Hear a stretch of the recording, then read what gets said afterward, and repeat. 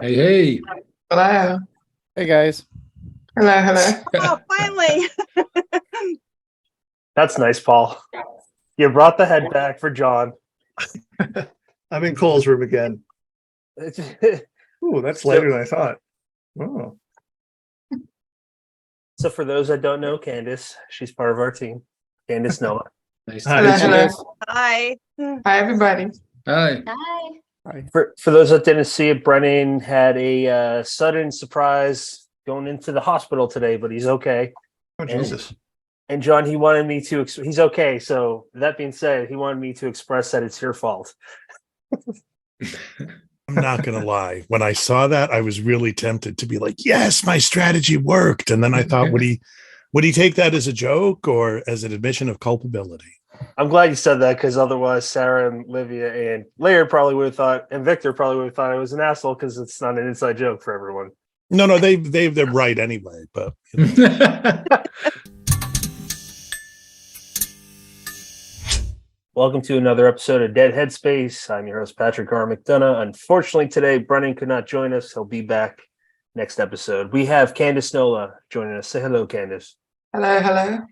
This episode is a panel episode. It's called Rising Together because our panelists are all writers that started around the same time to rise up in their careers together, essentially. We're going to start with Victor LaValle. Say hello, Victor. Hello, everybody. And Sarah Langan. Say hello, Sarah. Hi. And Laird Barron. Say hello, Laird. Hey everybody, it's good to see you. Like we're saying off here, it's really awesome that you're back and healthier, sir. Let's start with let's go to Paul Tremblay Hello, everybody. and Livia Llewelyn. Hi, everyone. And last but not least, John Langan. Say hello, John. Oh, definitely least. Yeah. No, I was going to say I'm happy to be least. That's hi. I'm John Langan. Everybody. So the last two times, Paul has taken a shot at you right off the bat, so that's good to know. Well, at his age, he has to get them in, while he still can. Says the person who's older than I am. Yeah, I blew the joke. Way to go, buddy. Okay, so you guys are throwing me off. Basically, this is an episode that focuses on different ways that where you have been throughout your whole career, how you fed off of each other. And I'm going to start with Laird on this one, but this is a comment / question for Brennan. Has there been anything that you've noticed, Laird, that you have picked up from your peers, not just the panelists here, but maybe others that have helped you better yourself as a person, as a writer, so on and so forth? Yes, definitely. Probably in ways that might not be as intuitive. I think when writers talk about each other, talk about either as influences, artistic influences, or in some cases anti-influences. But for me, it's sort of a mixed bag. In some ways, of course, that's true. I look at Victor or Sarah or John and just say, wow, they'll have a story or a book come out and I've got up my game. But I think for me, the most profound impact that my fellow writers have had has been kind of almost like finding a family. I love my family, but in some ways I'm closer to the certain writers and colleagues, we'll just say that, in publishing than I am my own flesh and blood. Yeah, that's a really good point. John, be serious now. Super serious show, buddy. I think the best person to answer after that would be you. The same question for you, buddy. Because wherever Laird goes, people are like, is Laird here, John? Is Laird here? I agree. When I first met Laird, one of the things that impressed me so much about him was, number one, it felt like discovering this other brother I never knew I didn't have, and I was, but we were, despite the fact that our backgrounds were so very different in a lot of ways, we just kind of got along in this deep and fundamental way. And honestly, that's kind of been my experience with everybody here tonight, has been like, I remember just like I was talking to Victor in the hallway at ReaderCon, and I just felt like I'm in sync with this guy, and Sarah and I have the whole family thing we can't really talk about. The lawyers have instructed me not to say anything about that. But and I remember Livia and I going to after a KGB reading, we used to go to this Chinese restaurant, and I remember her and I sitting there, and she was having like pumpkin soup, and we could not stop laughing. We just were cracking each other up about it, So I think it's this feeling of these people that you just are in sync with in ways that are kind of shocking to you. And I think for me as well, it's this feeling of like Laird said, up your game. I also think about it as like everybody here does their work with such integrity. And I think that was what, like time and time and time again, reading their stuff and talking to them, listening to interviews with them. I've just been struck by the utter integrity they bring to what they're doing, which means a lot,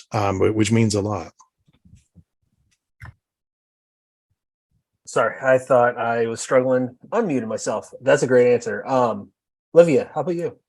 Anything about pumpkin soup, maybe? No, I'm just kidding. I only vaguely remember that. It's starting to come back. I've been to so many KGBs, and actually, that brings up it actually reinforces what he's saying, is that I could have, without the internet, have just found people's writing and discovered what it was I needed to become a better writer or a more true writer.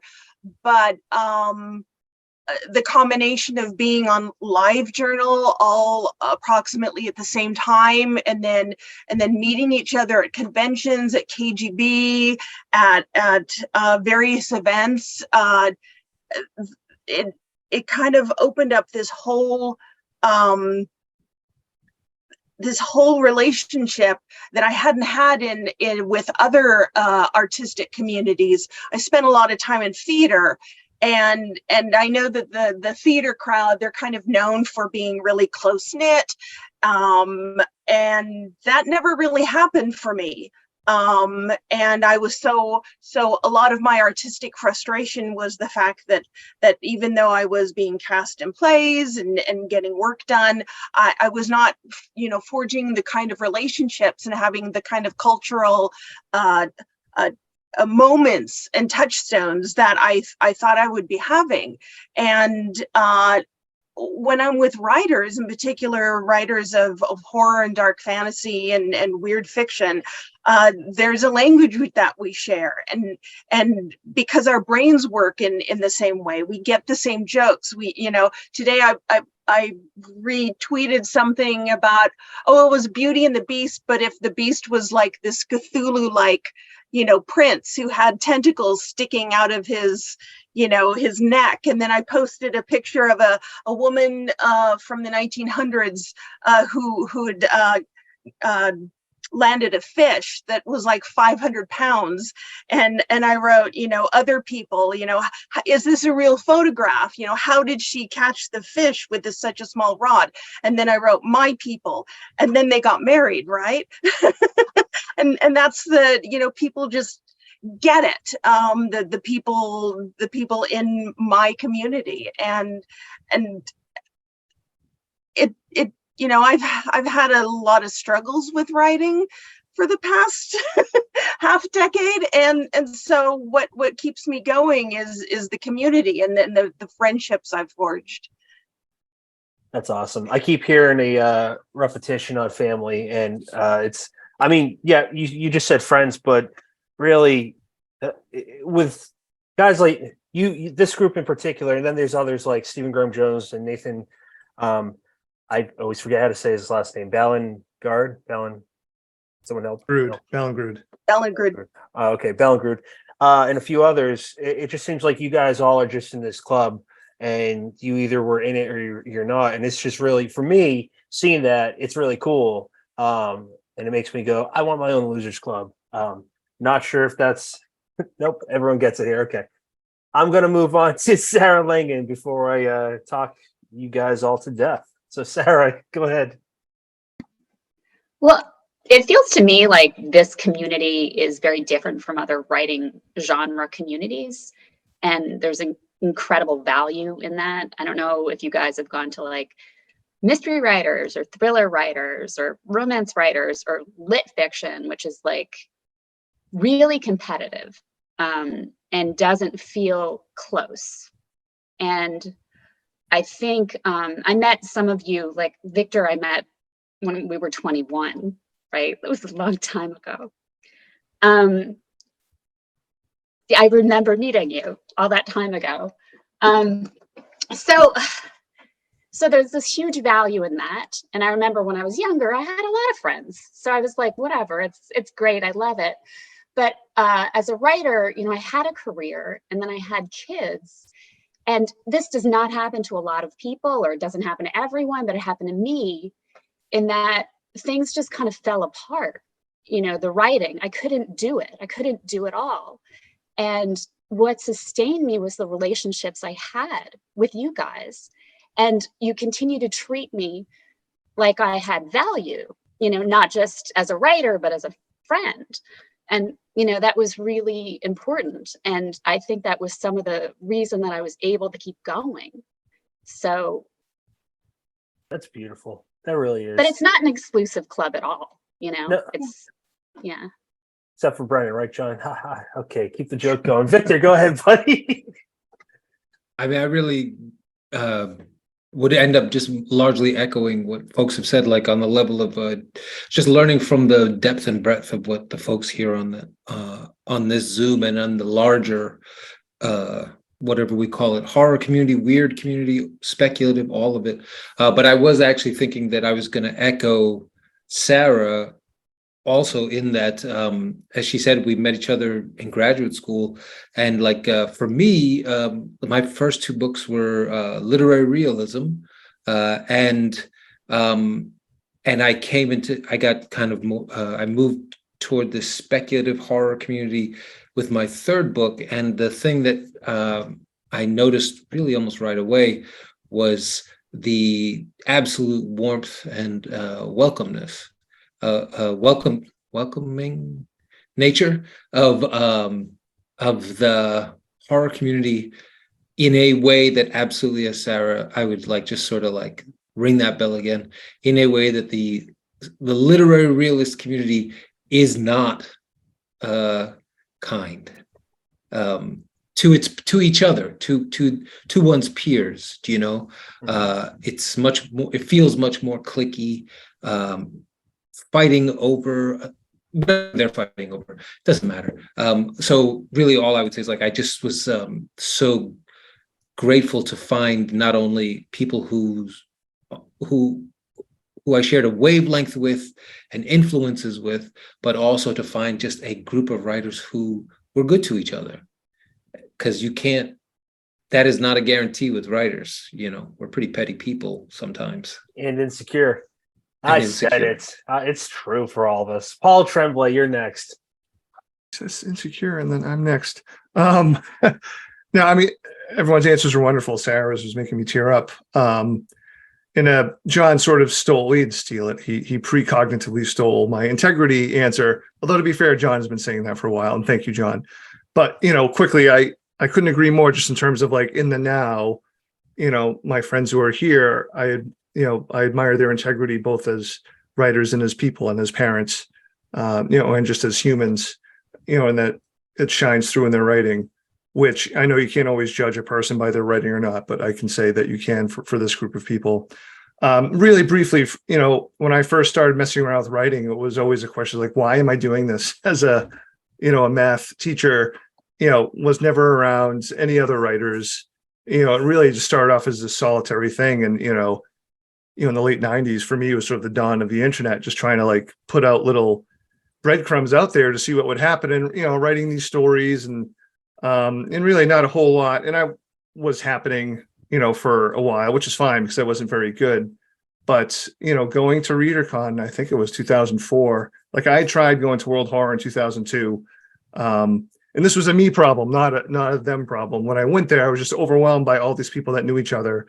And I had driven 18 hours to Chicago and spent that whole weekend in the hotel room. I didn't participate just because I was just so overwhelmed and just not feeling like I belonged, or like, what was I doing? Like, who did I think I was? And then I remember driving home, just being so upset with myself. Like, man, if you ever go to another convention, you have to put yourself out there, no matter how uncomfortable it is. So in 2004, that just happened to be the year I actually met Matt Kressel, who runs now the KGB group, hooked on with them. And I met John and Laird there. I think we played Mafia, like Michael Cisco. And I don't know, I mean, it was just that feeling of, not only here are these other people trying to do similar things, but they were my age. And that was important to me as someone who came to writing, mainly because I was reading Barker, King, and Straub, like these people who I would never in a million years consider myself as something that I could do, but I could see these people not only who were going through like the same sort of literary struggles, but the interests and just how welcoming they were. And I mean, that drove me, honestly. Like, I wanted to impress my friends, and I get asked all the time, who do you write for? And my answer is usually nobody. Like, I write for myself, but honestly, if I think of any audiences, it's the people that are in this room, except for Patrick. Oh, I had to throw something out. Come on. It's all right, fellow messhole. I appreciate it. I learned with you and John, at least out of every guest ever, that insults are actually a compliment. But I want to know what KGB is, because I don't know what that is, and you guys keep talking about it. Whoever wants to answer. It's a Russian spy industry. Well, they survived the fall of the Soviet Union, and they now recruit writers. Oh. And it's also a bar on the Lower East Side of Manhattan, Okay. where they run many reading series. Like, on every night there's a different genre of reading series, but they have an ongoing one that's run by Matthew Kressel and is it also Ellen? Yeah, as well, Ellen, yeah. and Ellen Datlow, and they have writers within the whole tent of various genres: sci-fi, fantasy, horror, speculative, coming in and read 2 people a night. I think it's once a month, or is it? It's once a month, the second Wednesday of every month, and it's called KGB Fantastic Fiction. That's the series. Oh, okay. Thanks, And guys. it's a very welcoming, warm space. It's a cool upstairs bar kind of spot. And the other thing that's fun is you don't even need that many people to make it feel like you actually got people to come hear you read, which is nice, because sometimes you go to those bookstores, there's a lot of empty seats. So That's a good really bar is nice. I don't know. Really briefly, sorry, John and I will be there, plug Wednesday in 2 days. Well, actually, Nice. I guess this podcast will probably come out after. So Yeah. We will have been there. Never mind. We're glad that you came to see us. Thank you for that. yes, I'm It was a great sorry. reading, both of you. Thank you. I'm really sorry about the whole Paul thing, but okay, what I was thinking was the first ReaderCon I went to in 2003. I had a reading slot. I got, which you never I mean, I had published like 2 stories. My 3rd story was not yet out, so you never get a reading slot. I was all excited, and it was when the convention started on a Friday, and so it was, the convention started, say, at 3. My reading was at 3:30. Needless to say, there was nobody there, and that included my old professor, whom I'd driven to the convention. He was like, "Oh, Gene Wolfe's doing something. I want to go see him." Off he went, and I just sat there looking at this empty room, and I sat there, and like nobody even poked their head in to see, like, "Hey, what's going on?" And I thought to myself, this will be a funny story someday. And every now and again, when I see people posting photographs and saying, "Oh my God, I had my reading last night and this is what I got," nobody there, I think, I'm sorry, but like, we've all been there. Believe it or not, we've all been there. And there are times you still do a reading and there aren't that many people there, or they're there for the bar, which I guess is something at least, right? You're like alcohol, but it gets better. Candace, why don't you jump in with a question for the panelists? Okay, put me on the spot. I'll take it over if you don't want to. No, I'm fine. Since we talked about friends and everyone here and how you all met your group, your tribe, your home, which is exactly how I feel now about those that I work most closely with, including this guy here. Sometimes he's a pain, but we'll let it slide. So my question is, what is your reason? Why do you write? Why are you here? Like, what drives you every single day to wake up, put down words, work on your story, your outlines, your plots, your interviews? What makes you want to do this every single day, even when you kind of feel like you don't want to continue? Anyone who wants to start can just jump in. I'll steal John's answer really quickly. No, I'm just really quickly. Honestly, what excites me more times than not, because there are many days where it feels like drudgery, and in a weird way, it's nice to have deadlines because that forces me to do things. I've always been the good student who turns in all of his assignments on time and does the reading. So there's that part of me that I can't shake. But honestly, reading things that excite me make me want to sit down and just try it. Like, I just want like a spark of that coolness to see if I can sort of use it and to create sort of like a different fire, definitely a smaller one, but that's why I always have to be reading. Like, I know some writers like avoid reading when they're working. It's like, no, if I'm working and the working's going well, that means I'm actually probably reading more than I usually am. Yeah.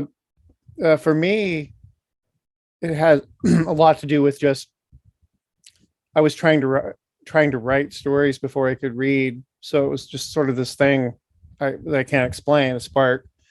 But later on, like in my early adolescence, I was having a pretty rough childhood, and I sought refuge.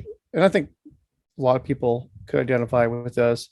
I sought refuge in books, and there were certain authors who not only did they inspire me as writers, I wanted to aspire to what they had accomplished someday, perhaps, but also just they were very comforting and presences in my life during that period. And so as I got older, I never thought about, I didn't understand how, if you could make money writing, that wasn't really something on my radar. I thought all authors, that everybody read authors, everybody knew who they were. And I thought that'd be pretty cool to be in a book with Ray Bradbury or Roger Zelazny at all. But I think the big thing for me, and it's something that keeps me kind of grounded, but also sort of going forward, as to your point, Candace, like when it gets to be and Paul, and it's a drudge. And to be perfectly frank, a lot of times it is drudgery. It's mechanical labor with a little spark of, art, imagination and art in there. But I never wrote a letter to Roger Zelazny, and then he passed away, and that's one of my biggest regrets in life, because if I had a chance, I would say, hey, you got me through some really bad times. And I have been told here and there, hey, I was having a terrible divorce, or my dog died, or it was just this awful, awful time of my life. And I read the Imago sequence, Laird. I read your book, and thank God somebody was having a worse time than I was. I was able to gravitate to that. And that has been a big payoff for me. When everything else fades, to think that someday some kid will, pick up one of my books and, be hiding away in their room or out in the woods, in a shed, wherever they are, to get away from it, that they can flee there. Yeah, that's great. Thank you. Victor? Yeah, I would add in I'd say in a way like I really do. I know that there's one kind of writer like the actual act of writing is not the pleasure. The pleasure is the thing afterward, like the book itself and the sharing of it. But I actually really like writing it. I really enjoy sitting down and just writing the stories and coming up with sort of whatever weird thing, whatever direction it's going to go. Even the stuff that gets cut or deleted, there's some fun in it, you know, kind of thing. But the thing that the time when it really started to become like truly fun, the kind of thing where I would look forward to it every day, was when I would when I started trying to tell myself to stop that second thought, which is, and what could this get me? You know, which is the thing that was always crippling me. Like, oh, I'm writing this story, I'm having so much fun. I wonder if I could sell the story somewhere. I wonder if I can publish this book. I wonder if I could apply for a New York Foundation of the Arts grant and get it. And those were genuine practical concerns that did matter and do matter. But I found that they could sometimes sour the actual joy of just coming up with something and just seeing where it took me. So I can't claim that it's always gone, because I'm married, we have 2 kids. I'm thinking about, we have a mortgage on a house. I mean, I do have responsibilities that matter very much. But the times when I can be most enthusiastic about, like, just getting down to, is when I say, okay, all that is true, but you're just going to write this story and then we'll see, you know, we'll see where it goes. But you had fun while you were doing it. And if I can stay in that kind of, like, you know, like a kind of like what Laird was saying, that 10, 12, 14-year-old me who just dove into a story because I loved the story and I just loved where it went. And I didn't think about, like, is there a limited edition slipcase cover? Is there a this? Is there a that? Is there a that? And if I can get back to that mindset, that's usually the best way to make it feel like, okay, let's get back to that. Let's write again. Let's write another day. Nice. I have that same thing where if my manager's always like, give me all your ideas or half your stories, and then I can look at them and tell you how you should do them so you can sell them for film. And I can't possibly do that, because the minute someone comes in and says, like, oh, you should do this or you should have this happen, I'm like, the story's dead. Like, I don't know what it is. Like, and I don't know why I write. I really don't. I've always wanted to. It's just like this thing, and I really love it. But yeah, that balance is really important, because it can be demoralizing to be creating something and working on something that you think is very good and receiving no validation. So there has to be a balance. Yep, that's true. Next. Anyone else want to jump in on that? I keep waiting for Livia to go. I'm like, come on, Liv, come on. Just call them up, Candace. Be like, Livia, go ahead, please. I didn't want to cut anyone off. I've been sitting here thinking, you know, listening to everyone's reasons why they write and thinking of my own reasons. And I feel like, and I don't know where I get this from. Maybe it's from growing up in such an idyllic suburban setting where everything was so perfect, and, you know, the lawns were manicured, and everyone, you know, had a job, and, you know, 2.5 kids and dogs and cats, and, you know, there were nice schools and nice teachers and nice clothes, and we weren't rich, but it was the kind of middle class that's very rare now, and very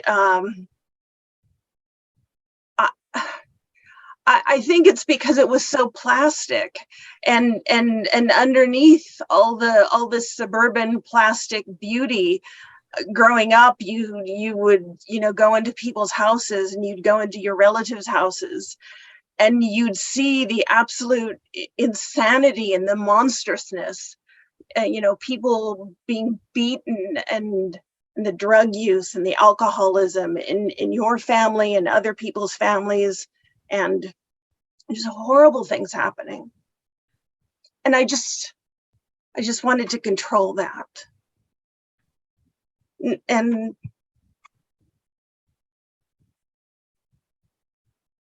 okay. And so writing is kind of like, I want to control that monstrosity, but at the same time, there was something really like compelling about it. And that's kind of a disgusting thing to admit that you like, there's something about that, about blood and horror and other people's tears, but because it was so different from that outer layer, the candy colors and the perfect life. And so writing for me is an exploration of all of that, what that meant to me, what it meant to other people, and not just wanting to show it to readers, but wanting to show the truth of it to myself, and that's why so many of my stories end in such like horrific and weird places, because, and for me, those aren't sad endings. Those are like, finally, we're going to see, we're going to pull everything away, and we're going to see, and maybe in the midst of all that horror, there will be something beyond horror and beauty, something that I'm still searching for, that's indescribable. So that's why I write. You're just Thank you. just to go off something that you said, Livia, talking about the plastic of it all, and then behind closed doors. That definitely made me think of Ira Levin's Stepford Wives to a T, pretty much. It's a sad truth what you said there. So I just wanted to thank you for that. And I think we still have John, right? I was hoping I could escape. No, sir. I love it. I mean, I love to write, and I hear what everybody's saying, that sometimes, you're struggling over that word, or you're struggling about, how exactly am I going to phrase this or present this scene. But there's a bit in Moby Dick where at the beginning, Ishmael is like, look, sometimes I feel really terrible. When I feel really terrible, I go to sea. Like, that's when I realize I need to go to sea. And that's how I feel, that like, if I'm like, why am I in such a lousy mood? I'm like, you've skipped a couple of days of writing. And then I'm like, oh, okay. And so I feel like when I'm writing, especially when it's going well, but even when it's just going, I feel like more fully present and more fully myself, and more fully inhabiting this existence that I have. And it's, I don't know if there's anything else that I can do solo that gives me that same feeling. And I think when I was a kid, I remember reading interviews with like Stephen King, and they would be like, why do you write horror? And he would be like, why do you assume I have any choice? And I was like, I don't know what that means. But I feel like now I kind of do, because additionally, if you give me a writing prompt and it's a reasonably realistic or realist, or mimetic naturalism, as Salman Rushdie calls it. If it's that, I'll be like, yeah, okay. But then if I think to myself, hang on a second, there could be a werewolf there, then it just blows up for me, and maybe that's a sign that I am just a terminal case of arrested development, fair enough. But when all is said and done, that's how it works for me. Thank you. Patrick, do you have one, or do you want me to ask another? Yeah, so this kind of we kind of tackled this already, but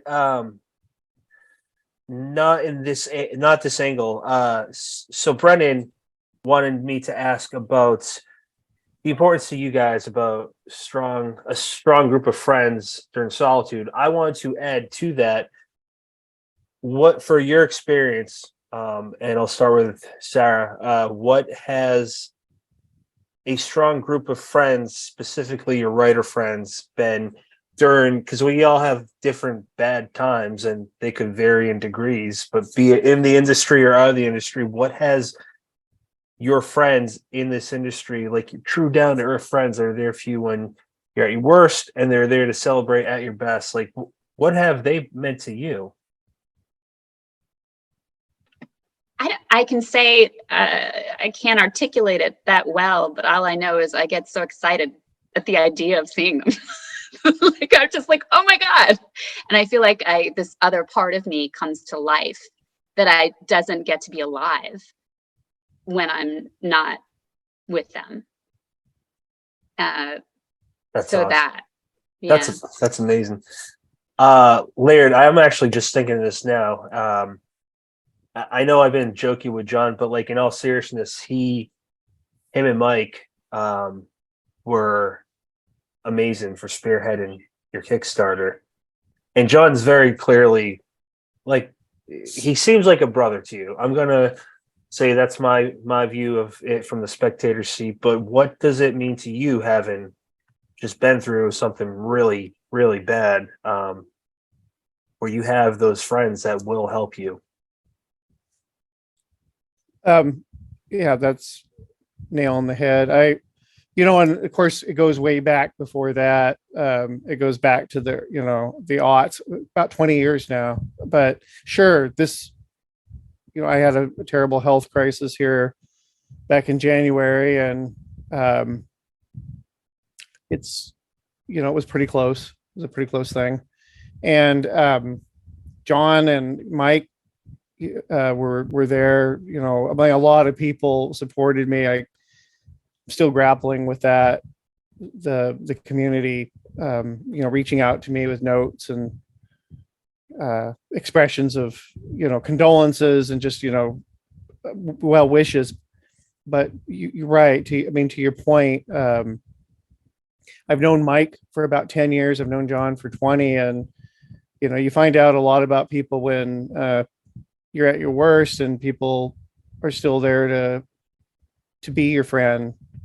And I don't want to say too much about it because it's just a kind of a raw thing for me right now. But I have a long way to go before I'm back physically or mentally. But I very much. That's kind of why earlier when you were addressing this, I answered the way that I did. I really feel that I had a lot of time to think about things as I was lying there paralyzed on the table. And one of the things that really hit me at my lowest point is just that the greatest thing that I've gotten out of being a writer is being part of the community, specifically my close circle of friends, but also the wider circle of friends, colleagues, fans, publishers, you name it. So many people have shown great kindness to me over the years.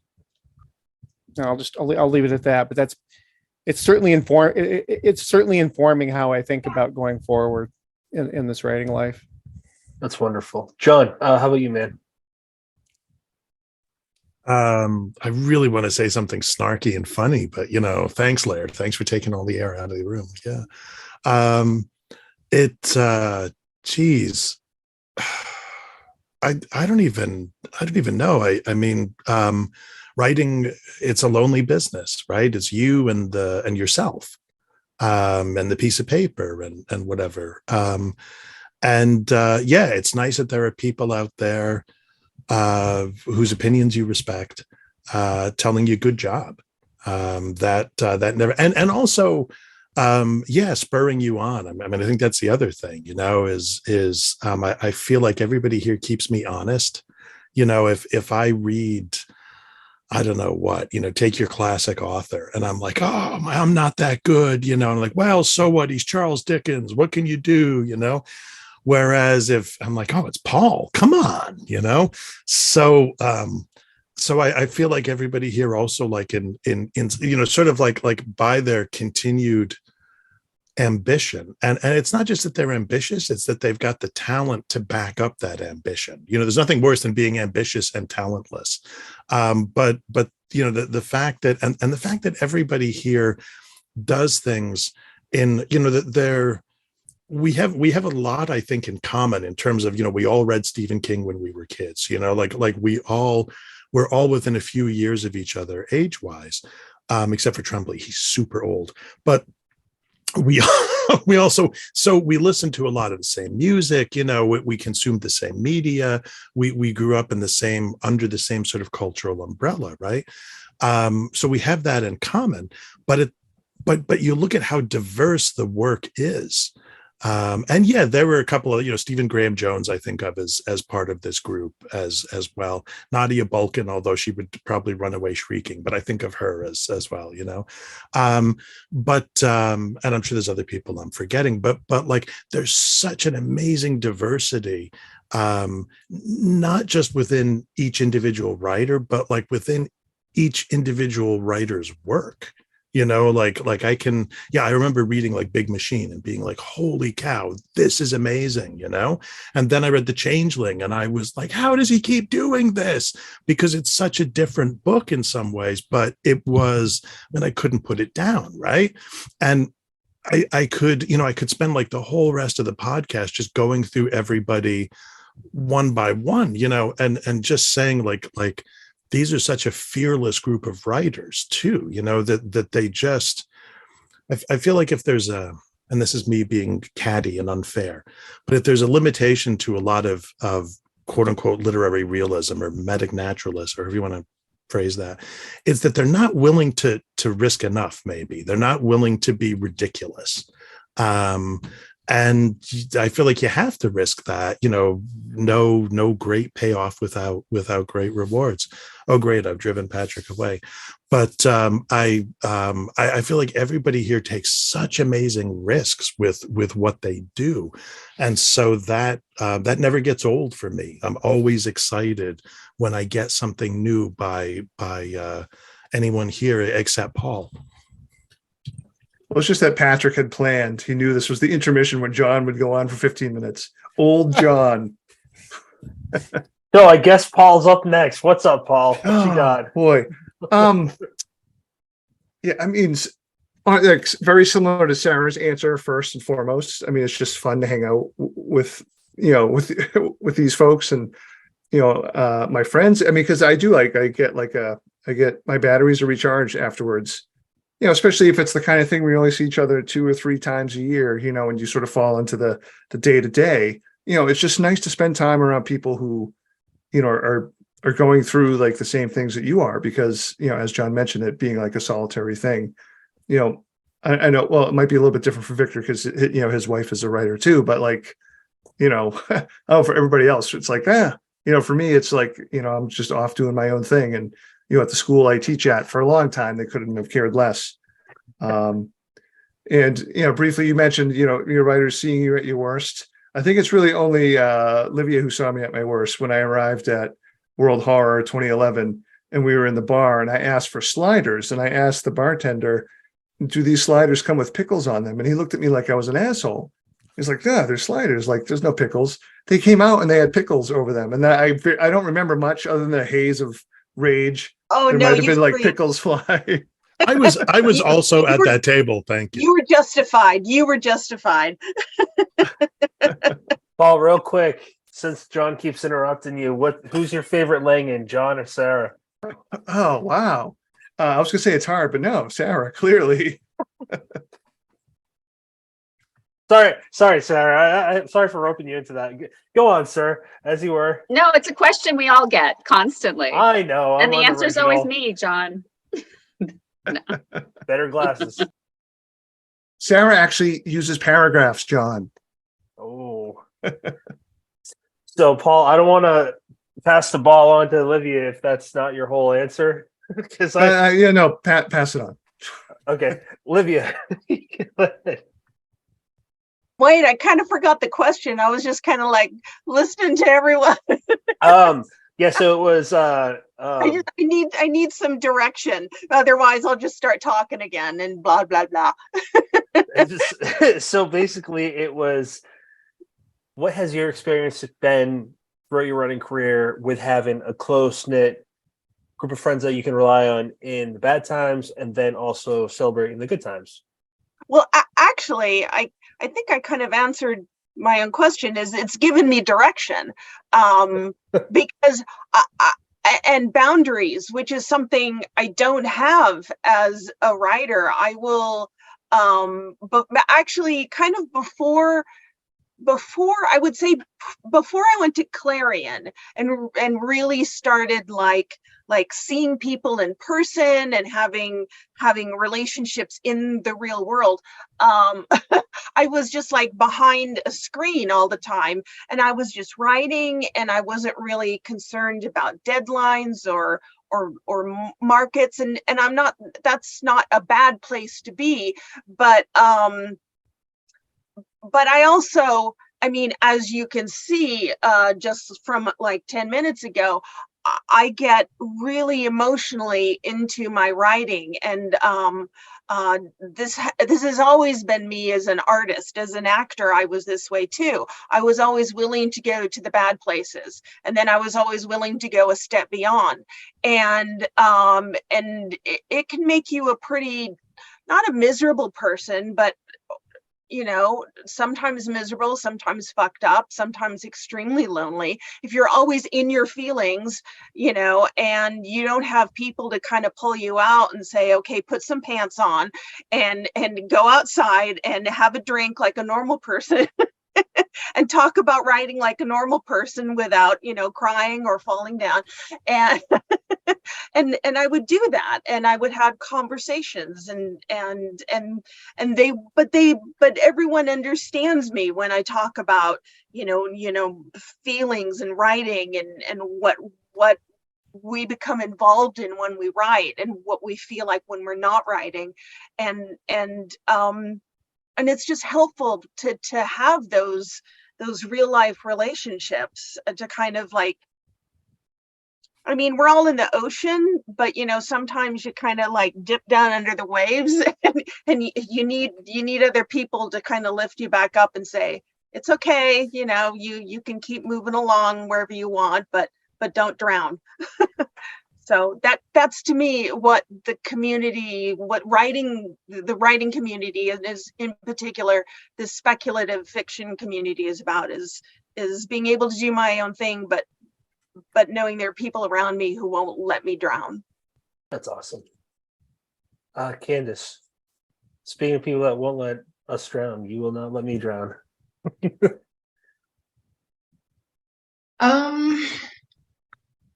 Okay, so all of those are great and actually reflect a lot of how I feel about the group that I have, which is nice, you know, that we all have that. But I'm gonna change the question up a little bit right now, because I also feel like we come on here and we're only asked about writing, why we write, how we got our start, what was our favorite, do we outline, are we pantsers, do we plot? My next question is actually about you as an individual. Who are you? If we were to go around the room and you had to tell me how your friends would describe you, the individual, without the words, without the writing, what do you like to do in your spare time, you know, that we have so much of? But what is it that you turn to other than writing? What else makes you tick as an individual, if that makes sense? And I'm just going to point somebody out. So let's start with Victor, and then we'll just move on. Sure. Well, I think when I'm not writing, in a way, it's pretty straightforward. I just, like I said, I'm married, we have 2 kids and a cat, and that is really the vast majority of the rest of my time. And it's a great way to spend the time. And so I think the thing people would say is like, he's really, really stuck on that family that he has, and seems invested in that. And then the other thing I think my family would say is that, and then sometimes I just absolutely disappear from them because I just need to be alone. And the other thing my friend, those people would say is like, he's been in the bathroom a really long time sometimes. Like, what's going on in there? And then like 45 minutes later, I'll come out and be like, I'm refreshed, I'm ready. Let's do math homework, whatever it might be. So genuinely, it's like, write, teach, raise these kids, leave me alone. Like, those are the 4 quadrants of, but I'll find a thing to do. I'll do laundry for the family, or, I'll really clean that bathroom, but in solitude, because that battery gets burned out. Get it. Laird? That's a great question. I appreciate it. In some ways, I kind of feel like I was sort of shot out of like I'm a projectile that was shot out of a gun or something. And I've just spent a lot of my life sort of trying to grab onto something to slow myself down. And I have forcefully slowed down over the last few months, and I'm looking at all the nicks and the scars. I mean, when the doctors were talking to me, there's a long list of things, problems. And I said, it's like an old vehicle, the pieces keep falling off, but it's still driving. In a lot of ways, I almost kind of spent my life feeling that I'm sort of here to bear witness to things, to see things, to experience them. And that, of course, runs the spectrum from great to terrible. And writing was simply just an outlet. Many times people ask me, what would you do, if you weren't writing? And I said, you mean professionally? And they said, well, right, just in general. I said, well, I was a lot of things. I was never a writer. I was always Laird, who happens to write. When I was working these various terrible jobs over the years before I lucked out and started selling fiction, I never considered myself, that job, whatever that happened to be at the time. I was Laird Barron, who happened to be in this place at this time. And I have been confronted, the whole AI, the question of AI. It's all the sky is always falling with the arts, but especially writing. Oh, we're all going to be replaced. People don't read anymore, et cetera, and so forth. What will you do if you can't sell your work? I said, well, I would go back to doing what I did before I started selling my work, and that would be to do any number of things that occupied my time, and I wrote when I could. And that pretty much sums up how I feel about this whole thing, is that writing is simply an outlet for me to express myself. But I think you have to have something to express. And I've always thought that, and I can't speak for other art forms, but I suspect that there's some commonality here, that you need to spend the majority of your time living. And you do your martial arts, or you run sled dogs, or you box, you do, you teach, whatever it is that you do, that is equally important to any that small amount of time that most people have to express themselves, to distill everything. Yeah. How about you, Paul? Oh boy. So, I mean, first, I mean, I feel like I'm very lucky at this point in my life, although it's also, it feels like a very strange point in life where my kids are older. My daughter's about to go off, we'll go off to college in the fall. My son's graduating from college this month. But I don't know, for like, I really like one of the first times in my life, I feel like, the sort of the idiom or the saying, like, a person can be judged by the friends and family that foolishly love them.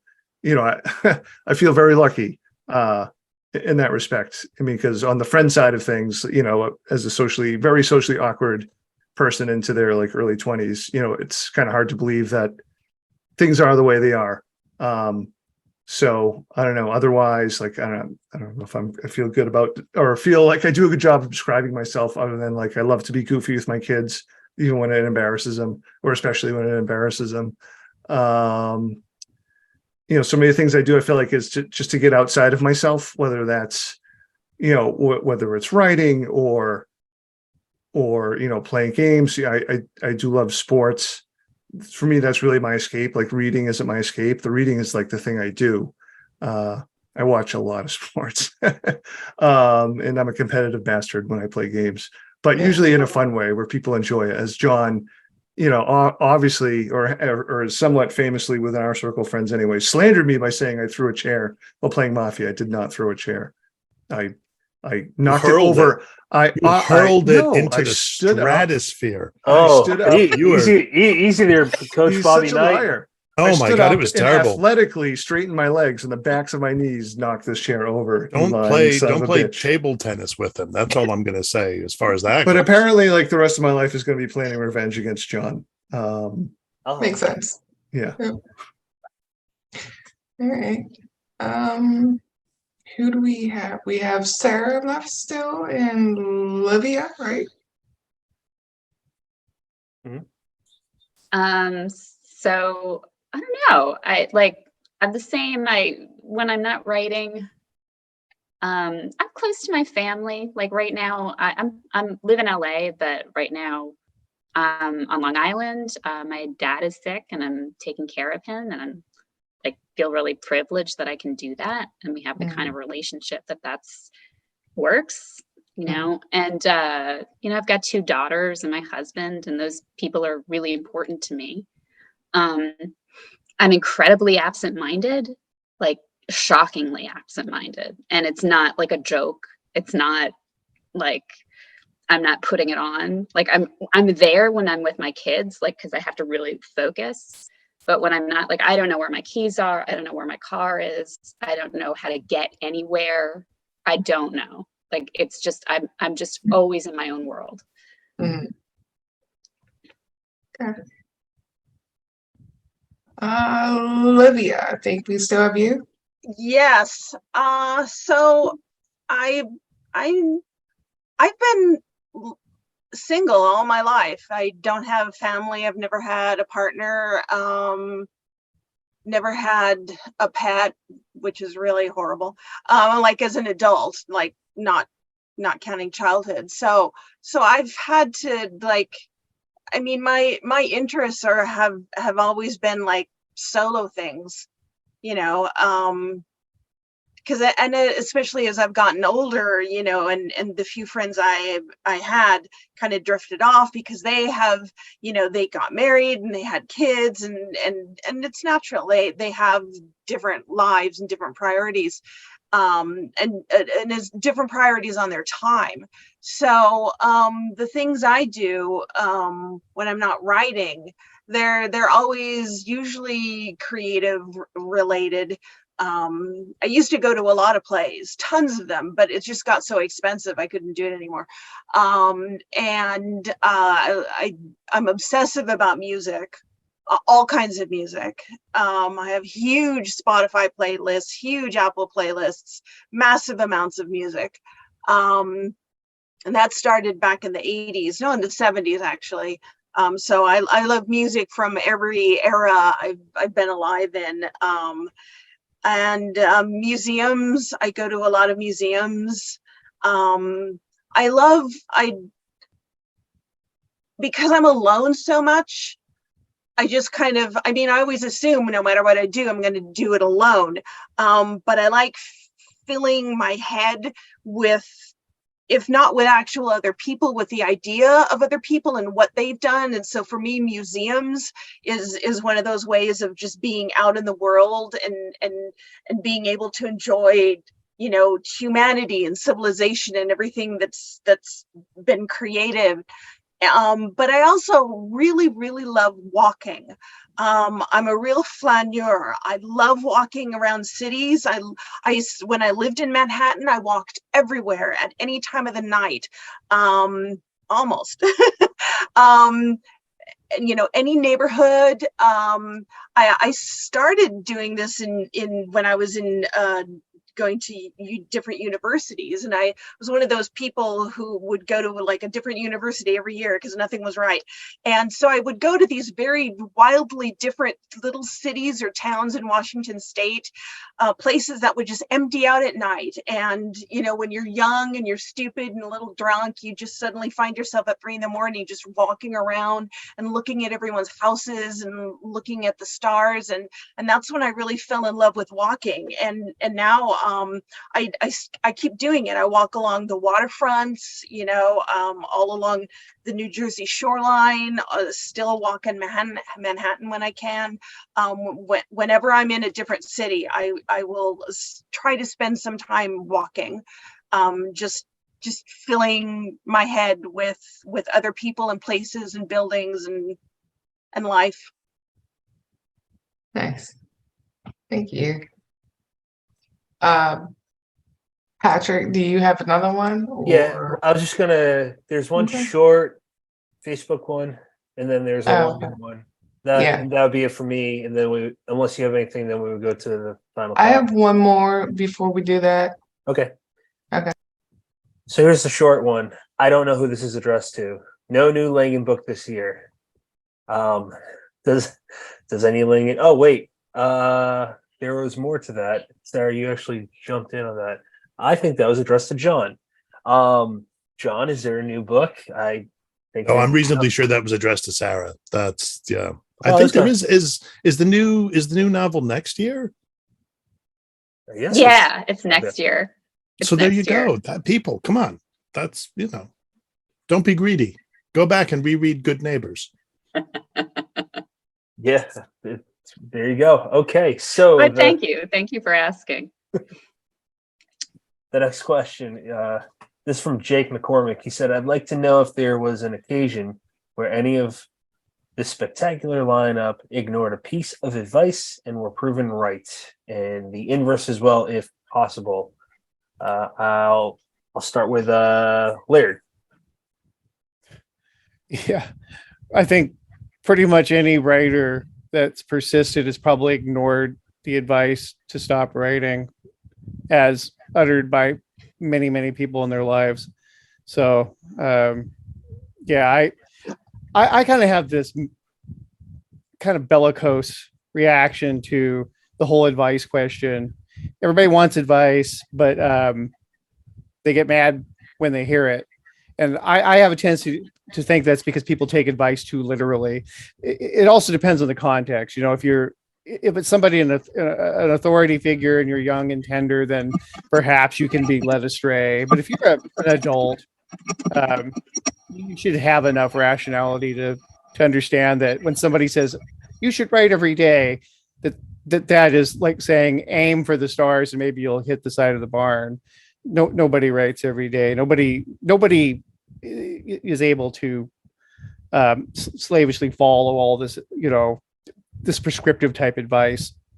But in general, though, like I said at the start, for me, the big one was, you'll never make it. Writing, is it's a pipe dream.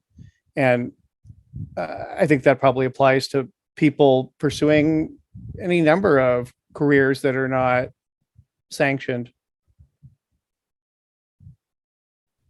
That was I don't know how you follow that up. So I'll throw it to you, Paul.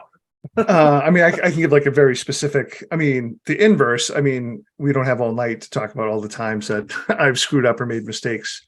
But really briefly, when 2013, I gave up on another novel that my agent thought that I was working on. And I didn't tell him because I started A Head Full of Ghosts, and the previous novel wasn't really horror, and I hadn't really published horror with my agent. So anyway, fast forward like 4 months later, I had about 100 pages in early July of 2013. My agent's like, "Hey, how's that Charles Manson novel going?" And I was like, "Oh, I gave up on that and I wrote this." He's like, "Oh, why don't you send it to me?" Which is the only time I ever sent a partial to either my editor. Well, I mean, yeah, either to my editor or my agent. It was the lesson learned: do not send partials. When he sent me feedback that really could have scuttled the book, in his defense, like he didn't know what the twists were coming. Like I didn't have like an outline or anything, and his feedback was like, "Oh, should this be first person?" And also he really wasn't like a horror person or not super well read. Like I said, like that really for like a week, I think it overlapped with going to ReaderCon, which definitely helped, just being around people to give me the strength to be like, you know what, I'm not gonna listen to that advice. I'm gonna finish this book, and then we'll see what happens. Like if I have to get a new agent, I will. So when I did finish the book, he was like, "Oh my God, I was never so happy to say I was wrong. This is great." So I mean, that was just for me like a really specific thank Christ I listened to myself experience. That's awesome.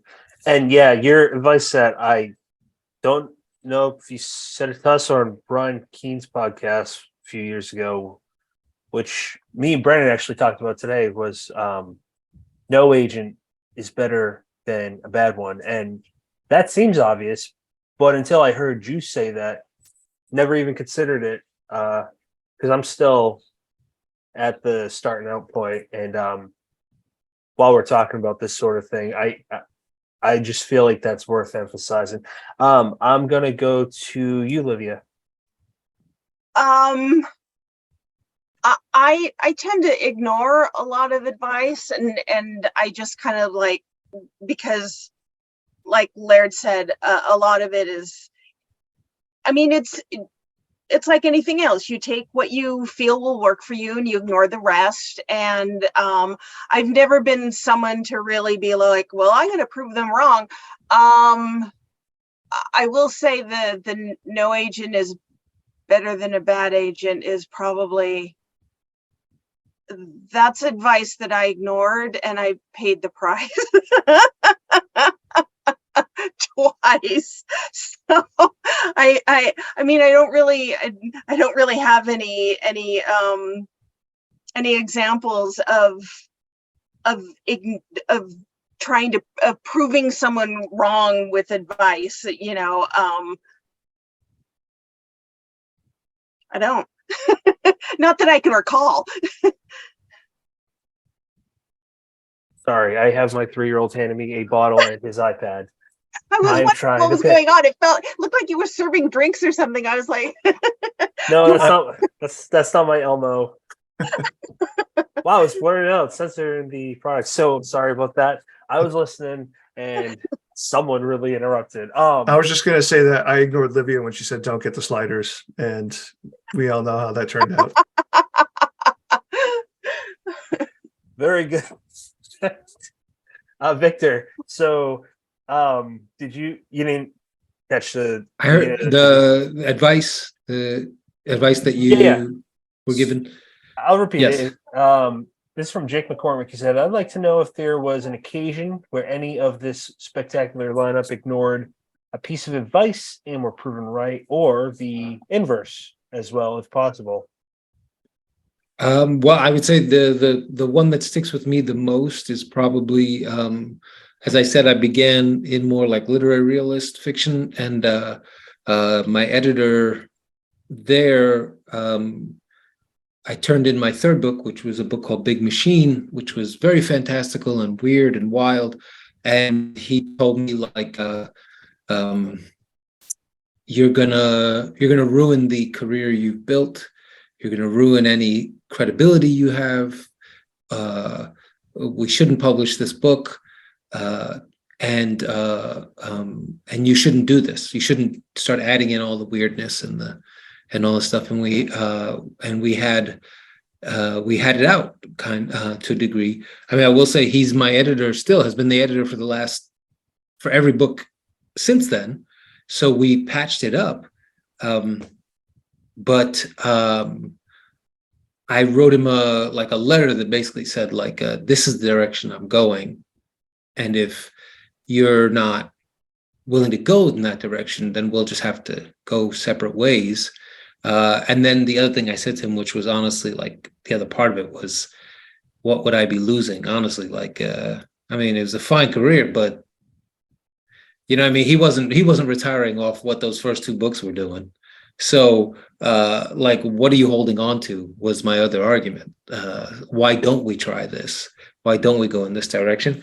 And if it turns out that you're right, and this was a colossal mistake, you'll let me know, the market will let me know, readers will let me know and let you know, and then we'll go our separate ways. And it was absolutely the right direction to go, most importantly because it was making me happier. The first 2 books I'm still very proud of, but they made me pretty miserable to write. I didn't really come out of the experience enjoying myself. And so I felt like, if nothing else, I would like to enjoy writing books. And in the end, his real pushback against it was just that he came from a pretty ultra religious background that had all these things about the supernatural world and evils and all this kind of stuff. And he hated it so much that he just had a natural bias against even talking about it. He was like, please, it just triggers all my everything. And I will say the best result of that was that it forced me to start writing I got to write. I said, I'm going to write these things, but I do want you to come with me. And so I will do the work that would also convince you to come along, right? Which really meant grounding things a bit more and giving a little bit more runway for you to know and care about the characters before things sort of took off into the truly strange. And so even that back and forth that we had turned out to be good for, I think, both of us, but certainly for me, but that was a time he definitely was like, don't do this. And I was like, but I'm so unhappy. That's really, why not do it? The fact that you said, what am I losing? That's something, I'm speaking only for myself, but I feel like that might be common, where a lot of people might not think about that. They might, or at least when they start, they might think about the, oh, this is my one shot to have an agent or whatever, an editor, someone that you feel that can bring you to the next step. I feel like that's important. So I appreciate you mentioning, well, what am I losing? And it's also worth, again, repeating for potential aspiring writers that you don't have just one shot. So it's really important to hear what all you have to say. I might mess up. I can't remember everyone that went. I think Sarah, I think you haven't gone yet. I'll say a tangent rather than advice. I loved what Victor was saying, and I kind of wish I were more like that. A lot of my stuff, I've just had a really hard time selling it, and or I had an agent for a long time that hated everything I gave him, and I do censoring in my own work. I realized that I don't trust the reader. I'm always making something happen instead of trusting that just by virtue of the story I'm telling, people will want to read it. They don't need hooks. So I don't know. I'm working on that. Awesome. Laird. What's that? I haven't asked you yet. No, Laird already went. I think it's Yeah. John. John. My bad. John. Well, I had a beloved college teacher. She was the chair of the English department. I just absolutely loved her. She was a wonderful woman. She was in some ways like my ideal of what an English professor should be, and well-rounded, immensely read, all this kind of stuff. But I had her tell me horror fiction is not literature. And man, that stuck. That took me a long time to get past. It really took It really took my wife. It sounds bad to say I met my wife and I started writing horror fiction, but so let me clarify. But she was doing her dissertation on a Jack Kerouac novel called Dr. Sax, which is like his take on the Shadow, the comic book figure. And she was like, well, Kerouac thought, pop culture was fine for encoding, embracing, carrying all kinds of stuff. And for whatever reason, that was what I needed to hear. And that just opened it up for me. The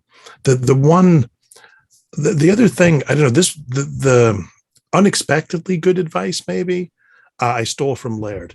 And it was actually given to him by Jeff Ford. And I think it was when you were writing The Croning that Ford was like, look, it's your first novel. And I imagine I'm doing this in Ford's accent. And you're going to feel the urge to play it safe because it's your first novel. And you're like, oh my God, it's my first book. And he was like, fight that urge. Like, No, go nuts. he said, go fucking nuts. Just fucking horrify the editor, just get him. Yeah, and that is the advice. I feel like that's the advice. Like it's not to say, I mean, look, if you don't have it in you to be bizarro, don't force yourself to be bizarro. But it is to say, whatever you want to do, embrace it and go with it. Like, actually, this is an important point because I've been thinking about that advice, and I think that part of the context, I've never asked him this, but I think that what he was really getting at is that a lot of people who come up in short fiction and get away with doing wild and crazy stuff because it's different than trying to sell a novel. You can get away with being the crazy story in an anthology, maybe, or having that crazy collection. But I think a lot of writers that were crazy in their short fiction have a tendency to want to turtle up when they run into the interference or the resistance from the big five, or bigger houses, because they are more conservative. They immediately tell you what your title is going to be, or you got to run it through a committee, all this kind of stuff. And I think he was just subtly warning me in his own way. That was the subtext, is like, you're going to have an impulse to deviate from what has made you successful so far and what makes you happy. Don't. Excellent. Candace, your last question. Yes.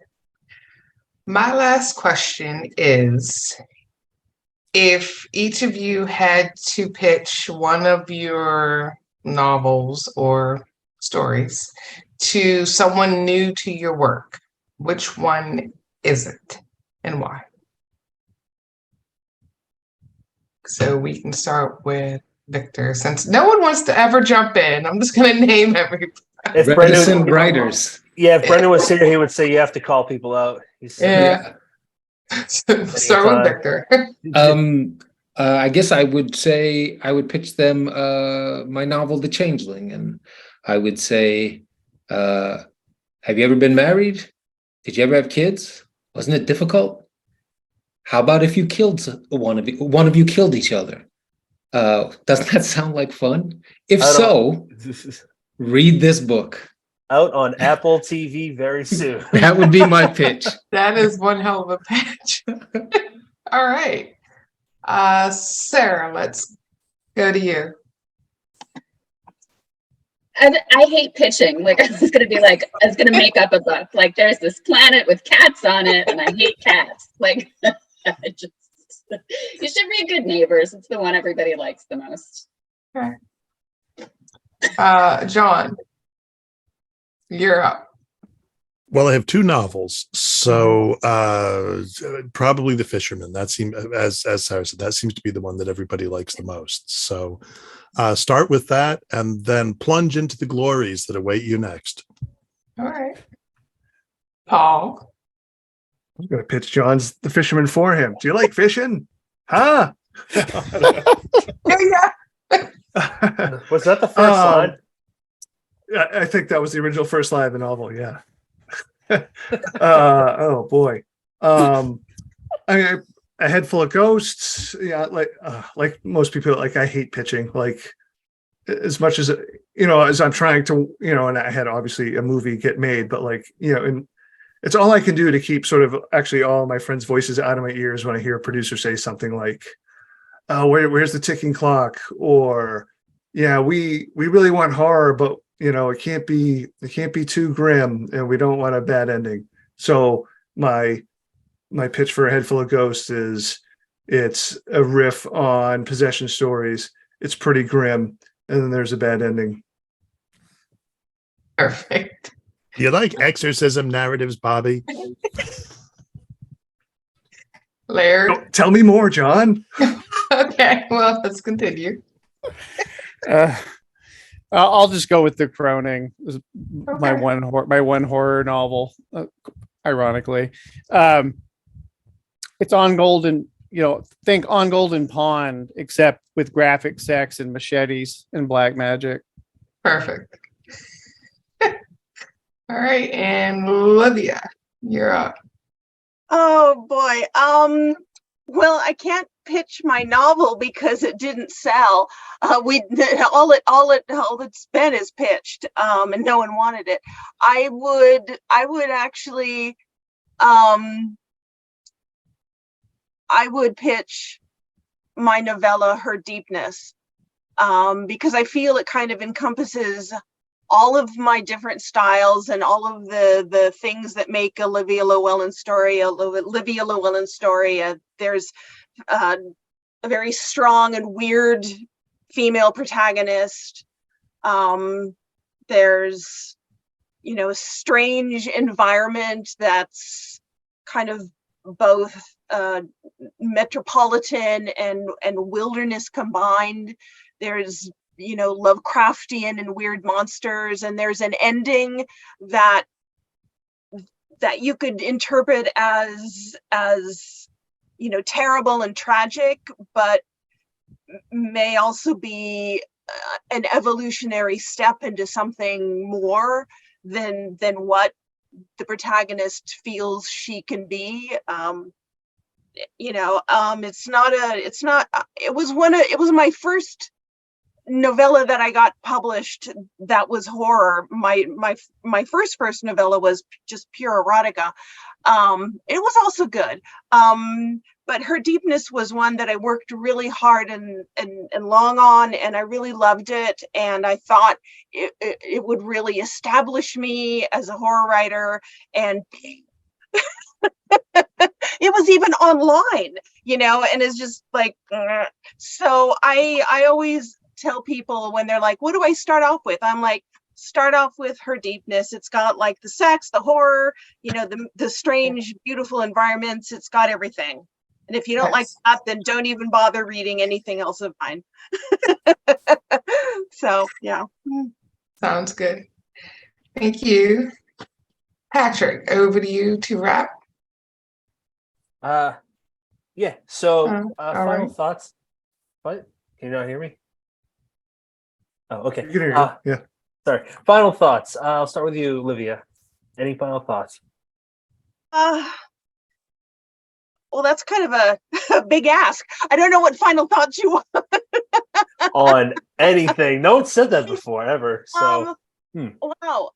No, I guess final thoughts are just that I have come to find out over the 20 or so years I've been writing is that the actual act of writing is just a small part of it. You really, even though I think we are all drawn to writing because we like doing it alone, it's something we can control in that moment. We don't have directors or anyone else standing over our shoulder until later, with the editors, but it's ours in that moment. It's our baby. It's ours to control. But when we step away from it, there's a whole other, community. There's the actual business, and then there's the professional contacts. But then more than that, there's the friendships. And I think all of that really shapes who you are as a writer. And I think I wouldn't say it's important to embrace that. Some writers are just always going to be like, no, I hate everyone, including my editor and agent. That's the way I am, because I'm Harlan Ellison or whatever. But I think for most of us, we do need that, and it's an important. It's not just an important tool for us as writers to have relationships like these writers here tonight, but as a person, with a soul and a heart and a curiosity for art in general, what other people make, and incitement and enjoyment of other people's art. I think it's important to have these relationships, and so certainly when you're writing, whether you're starting out or whether you're many decades into it, it's important to keep seeking out those new relationships, as well as continuing to renew the old ones. Even John, the oldest.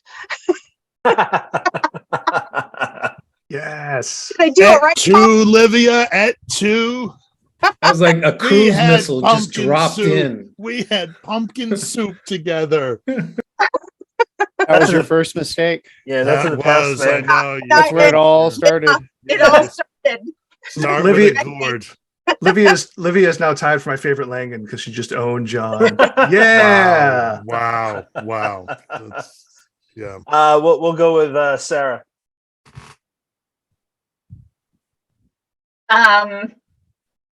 Last thoughts. Well, I guess just enjoy your friends, because having friends is great, and I think it's just it makes life better.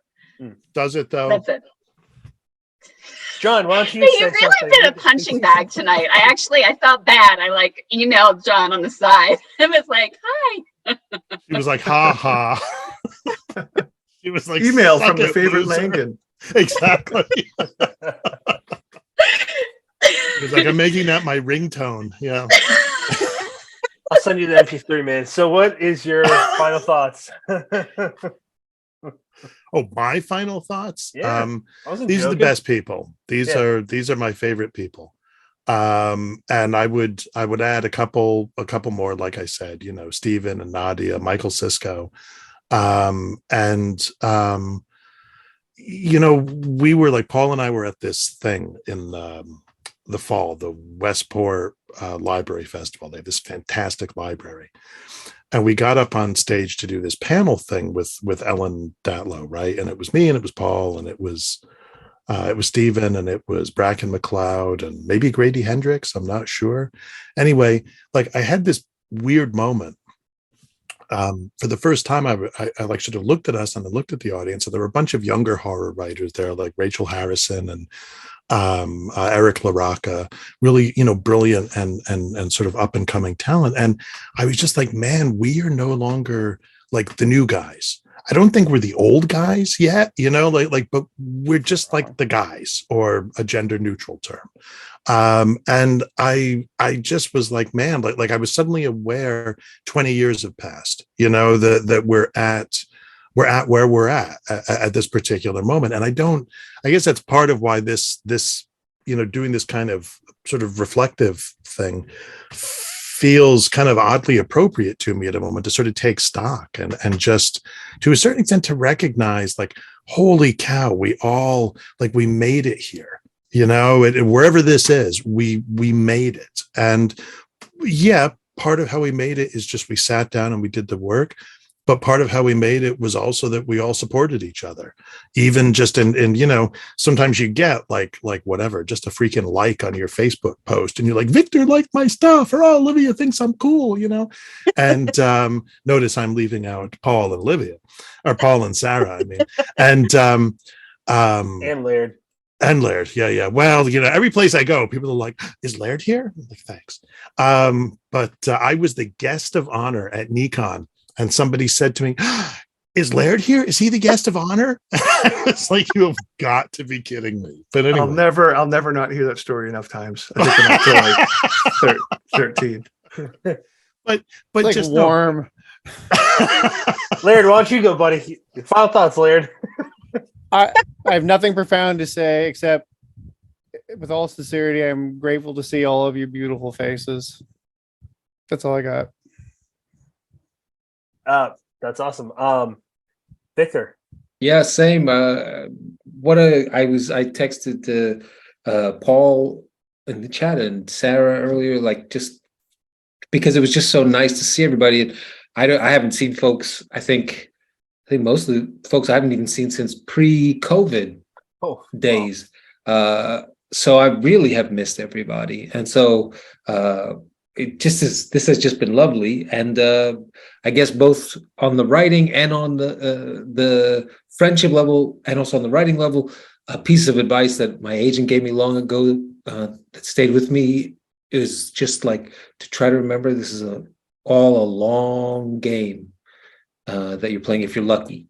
And she was telling me that because I was disappointed over something that I thought was going to change my life when my first book came out, that with distance I see would have not changed my life. But I was so invested in that idea at the time, and she was trying to remind me, like, if you get lucky, you'll look up after 5 years or 10 years or 20 years, and you'll see that you've written more books, and you'll see that you've met other writers who you've come to cherish and whose books you've come to cherish, really, like I said, like I haven't seen folks for a long time, but one of the things that is a pleasure is like in a way I feel like I get to see them. Like I pull everyone's books down off the shelf, every couple of years I read a story, or I read a part of a book, or I read the whole thing because I just get pulled in again, and it feels like seeing them again. And I really do just cherish all of them, and this larger community as well. It is a pretty beautiful one. That's really nice, man. Paul. Yeah, I want to echo the thanks. I mean, these people mean so much to me. When I die, I'm going to have a piece of my corpse sent to all of them. Why wait? Wait. Yeah. No, in all seriousness. With the rest. I've never heard Livia sound so happy. I'm taking requests. Yeah, I know. No, in all seriousness, I mean, because I veil it with humor, I can't honestly convey without truly getting emotional how much these people mean to me and how much, they've changed me for the better. And I would like to extend that also to some, people who already been mentioned that, weren't able to be here and I consider part of our group. And again, and I don't want to use the word group in a way of excluding people, because I feel like it's such a large, community of people. We already mentioned Nathan and Stephen Graham Jones and Grady, and, John, I am going to include Nadia as well, even though she's much younger, even younger than me. And also Dude, Priya Sharma. You could be her father. You could be her father. What are you talking about? Younger. My God. Oh my God. I take it back, man. I'm going to send you my ass when I die, pal. That's all you're getting. Oh, and I was trying to thank Priya Sharma and Karen Warren too. That's going to be all weird package. You're right, though. Karen Warren, absolutely, and Priya. Yeah. We'll take care of this Friday at KGB. That's Wednesday at KGB. Whatever. Well, everybody, this is why Paul didn't show up for the reading 2 weeks ago as you watched this. He thought it was a Friday. These two knuckleheads. All right, Candace, what are your final thoughts? I don't have anything that's going to top any of it. So I would just say thank you all. I'm glad I got to be a part of this with all of you folks that I have grown up with and I've gotten to read and admire and respect. And here I am, following in your footsteps. So thank you for what you have done and for just your time here today. And I hope you guys have a great night. And Paul, whenever you do die, please package your ass very carefully when you send it to John. Make sure you leave a written note. No, we don't want it damaged. Good advice. All right. You don't want to get a crack in your package. Don't want to crack. My final thoughts are, in all sincerity, I do appreciate you guys spending part of your night here. It means a lot. And I specifically wanted to do this because I think what you guys have to say is really important. And I choked up a few times and I can relate to you guys. Candace is one of my inner circle. Brennan, I know John, you don't like it, but Brennan is another one. I'm smiling, by the way, for the audio listeners, because that is a joke, John. In all seriousness, again, thank you for your time. This has been a lot of awesome lessons. And oh, what the hell is that? You throw me off, man. Well, You and get thank many- you both for being such great Sorry. hosts. Yes, thank you. Yeah. Thank you for having us. This was And Thank this you so a treat. much. Yeah. Yes. Thank if you. many, Thank We're all you. signing off to kill Paul. We're gonna go kill Paul now. We're saying, right. Well, it's why wait for that ass, right? I mean, Right? that is an ass. I mean, Oh, my it's God. an ass worth waiting for. Don't get me wrong. What's but, what's the sign for cut that? Edit that. But I wait. so many title options. You have many choices. I was in gonna say, podcasts. Why wait for that ass is a great new John Yeah, Langan yeah, book. absolutely. Oh, that's absolutely, yeah. That's the gonna be next story. The my next aftermath. story about Paul. Yeah. That's fantastic. You have many choices in podcasts. Thank you for picking us.